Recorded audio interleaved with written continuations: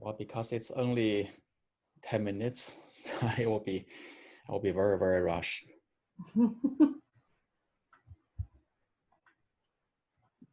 Right.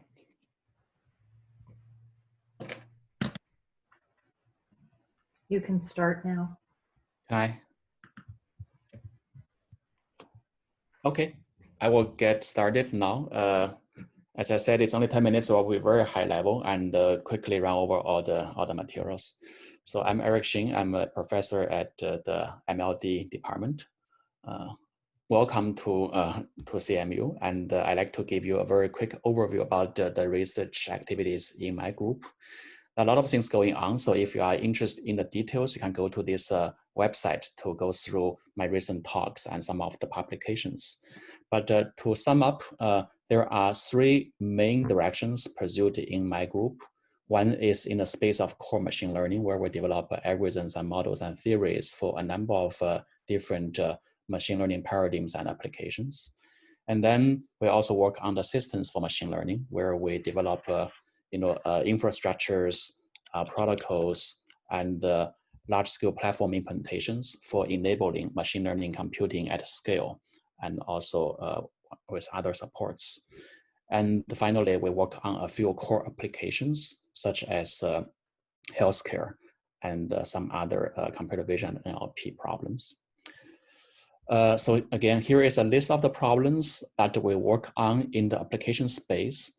And our algorithm are focusing on really exploiting key properties, in designing the algorithm, designing the models, such as meta-learning, trustworthy machine learning, personalizable machine learning, and AutoML.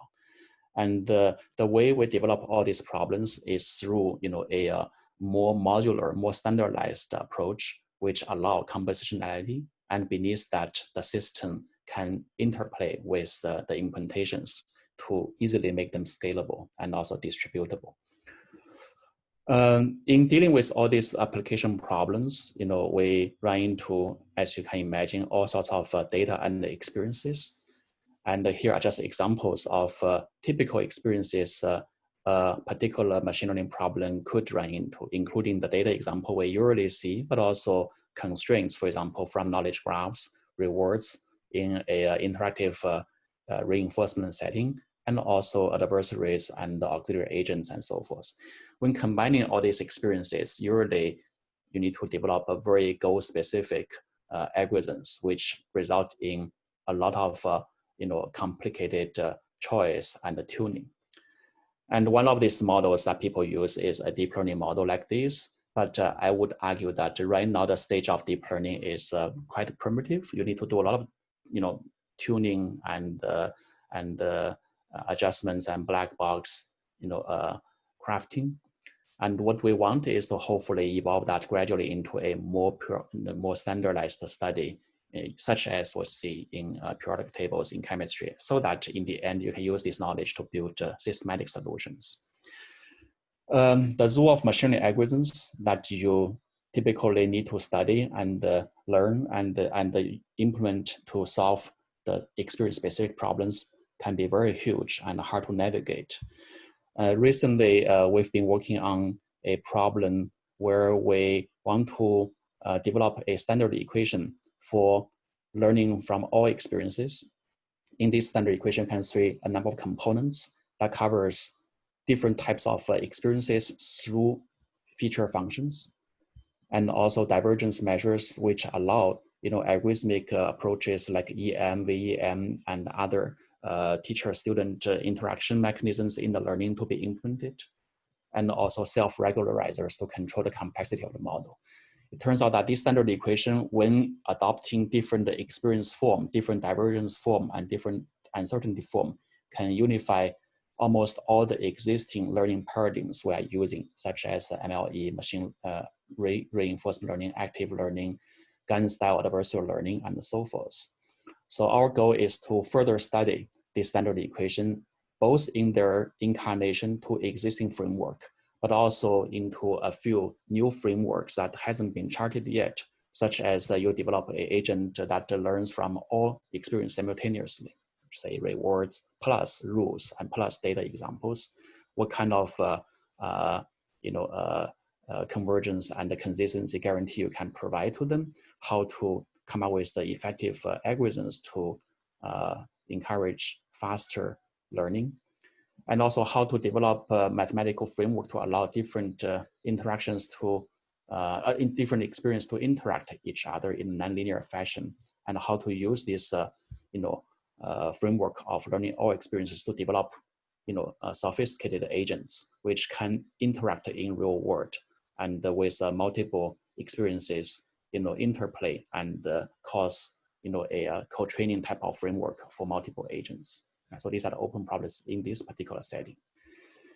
I mentioned about the system because AI solutions nowadays is really just the tip of the iceberg in an entire shipment.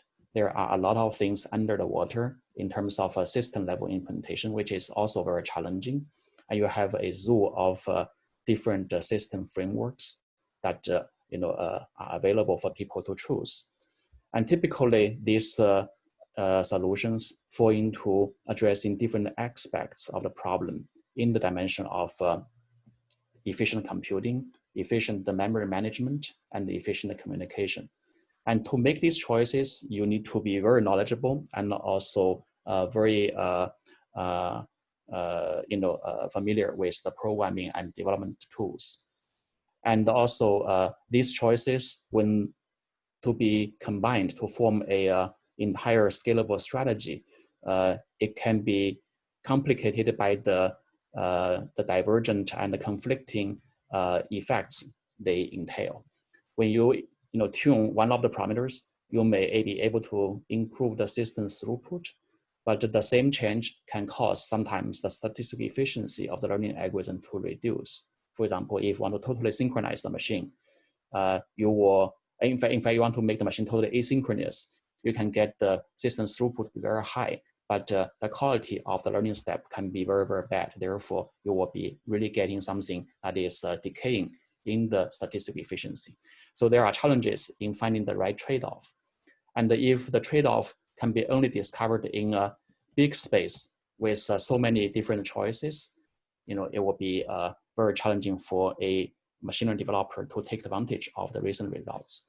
So what we're doing is to develop again, a system of the systems so that you can really explore the space of strategy design and composition using a principled approach measured by what we call the goodput of the system, which combines both the throughput and also the statistical efficiency and maybe other possible measures that people can symbolically and also formally measure and describe.